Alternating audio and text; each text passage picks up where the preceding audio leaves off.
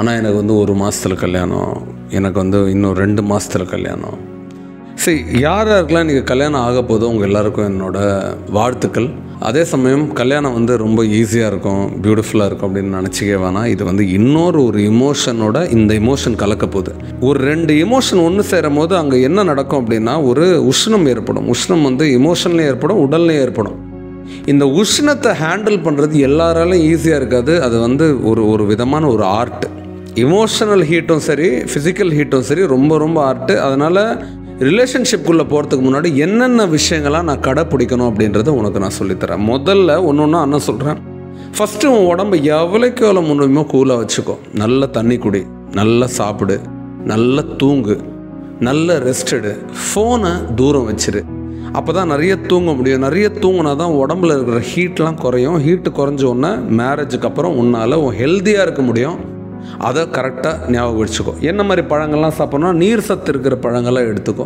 அதே சமயம் ஃபீவர்லாம் வந்துச்சுன்னா கவலைப்படாத. அந்த ஃபீவர் ஒரு 3 நாள் 4 நாள் இருக்கும். அந்த உடம்பு கோல்டு இருக்கு இல்லையா, எதாவது பழம் சாப்பிட்டா ஒத்துக்கலம்னா வெயிட் பண்ணு. உடம்புல இருக்க உஷ்ணம் எல்லாமே வந்து இந்த சளி மூலமாகவும் உடம்புல இருக்க கெட்ட நீர் மூலமாகவும் பாத்ரூம் மூலமாகவும் வெளியே அனுப்பிச்சிட்டு உடம்பை முதல்ல சுத்தமாக கூலாக வச்சுக்கோ. அடுத்து நான் சொன்ன தூங்கணும், நிறைய தூங்கணும். நிறைய தூங்க தான் உடம்பு வந்து இதாகும். அதுக்குன்னு தூங்கிட்டே இருக்கக்கூடாது. எவ்வளோ தேவையோ அவ்வளோ தூக்கம் வேணும். 2வது வந்து எப்படின்னா, இந்த டைமில் வந்து அவாய்ட் டூ மெனி கால்ஸ். நிறைய பேசுகிறத நிறுத்திக்கோ, ரொம்ப பேசுகிறத நிறுத்திக்கோ. ஏன்னா இப்போ அடுத்த வீடியோஸில் நான் இது ஏன்றதை இன்னும் தெளிவாக உங்களுக்கு சொல்கிறேன். ரொம்ப பேசாத. அதிகம் பேசணுன்னா மரியாதை இழந்துருவேன். அதிகம் பேசணுன்னா அதிகம் நேரம் இருக்குன்னு அர்த்தம். உன்னை சீரியஸாக இந்த உறவு எடுத்துக்காது.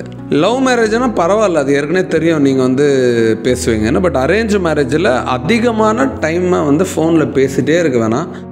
அதனால் வந்து நீங்கள் வெட்டியாக இருக்கிற மாதிரி ஆகிடக்கூடாது. அதனால் எவ்வளோ தேவையோ அவ்வளோ பேசுங்க. நிறைய மேரேஜஸ் பார்த்தீங்கன்னா என்கேஜ்மெண்ட்லேயே கேப் ஆகி நின்றுட்டு இருக்குது. ஏன்னா இந்த ஃபோனை சரியாக யூஸ் பண்ணாதால், சரியாக ப்ராப்பராக பேசாதால். ஏன்னா இப்போது உங்களை ஃபிசிக்கலாக அவங்க பார்க்கல, ஃபோனில் தான் நீங்கள் இருக்கீங்க. உங்களை நிறைய ஜட்ஜ் பண்ணிவிடுவாங்க. அதனால் அவசரப்பட்டு ரொம்ப நேரம் ஃபோன் பேச வேணாம். இது இன்னும் தெளிவாக ஏன் ஃபோன் பேசக்கூடாதுன்னு வரப்போகிற வீடியோஸில், இந்த மேரேஜ் சீரீஸில் உங்களுக்கு நிச்சயமாக நான் சொல்கிறேன்.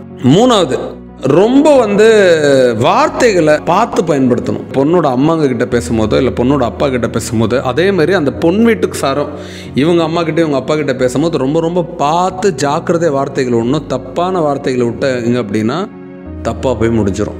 இது ரொம்ப ரொம்ப இம்பார்ட்டண்ட்டான பாயிண்ட். ஓகே, ஸோ பார்த்து பேசுங்க. 4வது பாயிண்ட் என்ன அப்படின்னா, திருமணத்துக்கு முன்னாடி என்கேஜ்மெண்ட்டுக்கு அப்புறம் ரொம்ப மீட்டிங் வந்து கொஞ்சம் குறைச்சிக்கோங்க. நான் மீட் பண்ண வேணான்னு சொல்ல, மீட்டிங் ரொம்பவும் வேணான்னு சொல்கிறேன். ஸோ அளவாக இருந்து, ஏன்னா இவங்க தான் வேணும்னு டிசைட் பண்ணிட்டீங்க இல்லையா, அதனால் முடிஞ்ச அளவுக்கு வந்து, ஏன்னா ஏற்கனவே எல்லாம் பார்த்துருங்க. என்கேஜ்மெண்ட்டுக்கு முன்னாடியே மீட்லாம் பண்ணி ஆள் பிடிச்சிருக்கா, ஹெல்த் ஓகேவா, இதெல்லாம் கேட்டு திருமணத்துக்குள்ள என்ட்ரு ஆகிடலாம். ஆனால் என்கேஜ்மெண்ட்டுக்கு அப்புறம் ரொம்ப மீட் பண்ணி இது குறையா இருக்குது, மூக்கு சரியில்லை, ஐயோ மிஸ் பண்ணிட்டோமே, குள்ளம் கில்லம் வெள்ளம்னு சொல்லி ஓவராக செல்லம் வளர்க்குற குழந்தைங்களை நீங்கள் ஏதோ ஒன்று சொல்லிட்டீங்கன்னா கோச்சிப்பாங்க 2 வீட்டு சைடுமே. இது 4. 5வது வந்து அடிக்கடி உங்களுக்கு பிடிச்ச விஷயங்களை, உங்களுக்கு பிடிக்காத விஷயங்களை, இந்த 2 விஷயங்களை மட்டும் கேட்டுகிட்டே இருக்காதீங்க. என்ன இருக்கோ அதை அக்செப்ட் பண்ணி ஏற்றுக்கங்க. இப்போ அவங்களுக்கு பிடிக்காது உங்களுக்கு பிடிக்க வேணாம்னு நான் சொல்ல, அவங்களுக்கு பிடிக்கலன்றதை ஏற்றுக்கங்க. இது அவங்களுக்கு பிடிக்கல, இது ஏற்றுக்கங்க. இவங்களுக்கு அது பிடிச்சிருக்கு, ஓகே, அவங்களுக்கு பிடிச்சிருக்குன்றதை ஏற்றுக்கங்க. ஏன் உங்களுக்கு இது பிடிக்கல, ஏன் உங்களுக்கு இந்த ட்ரெஸ் தான் பிடிச்சிருக்கு, ஏன் அப்படி போனீங்கன்னா இஷ்யூ வரும், சண்டை வரும். அதனால் முடிஞ்ச அளவுக்கு அவங்களா இருக்க விட்டு அதை அக்செப்ட் பண்ணிக்கோங்க. அது ரொம்ப ரொம்ப நல்லது. இது 5வது பாயிண்ட். அடுத்தது வேலிடான ஒரு 6th பாயிண்ட் என்ன அப்படின்னா, இப்போ நீங்களும் உங்கள் கேர்ள் ஃப்ரெண்டும் மீட் பண்ணுறீங்க. அப்போ யாரோ ஒரு பையனோட கால் வருது, உங்கள் மிஸ்ஸஸ் கேர்ள் ஃப்ரெண்ட் அவங்ககிட்ட பேசுகிறாங்க. உடனே அது என்ன ஏது அப்படின்னு கேட்டது கட் பண்ணணும்னு நினைக்காதீங்க. அப்படியே விடுங்க, தாரா போக்கில் அது கட் ஆகிடும். ரொம்ப அவசரப்பட்டு இப்போவே கட் பண்ணணும், இப்போவே மாற்றணும்னு நினைக்காதீங்க. நீங்கள் எப்படி ஒரு உலகத்துலேருந்து வரீங்களோ, உங்கள் பார்ட்னரும் இன்னொரு உலகத்துலேருந்து வராங்க, அவங்கள டக்குன்னு மாறணும்னு எதிர்பார்க்காதீங்க. இது ரொம்ப ரொம்ப இம்பார்ட்டன்ட். முக்கியமாக அவங்களோட இருக்கிற எக்ஸிஸ்டிங் உறவுங்களை நீங்கள் கட் பண்ண வேணாம். அவங்களா இருக்கட்டும். உங்கள் உறவு மேலே நீங்கள் கான்ஃபிடண்ட்டாக இருங்க. உங்கள் லவ்வும் நீங்களும் ரொம்ப தெளிவாக இருந்தீங்கன்னா யாருமே உங்கள் லவ் உங்ககிட்டருந்து பிரிக்க முடியாது. உங்கள் மனைவி உங்ககிட்டருந்து பிரிக்க முடியாது, உங்கள் கணவன் உங்ககிட்டருந்து பிரிக்க முடியாது.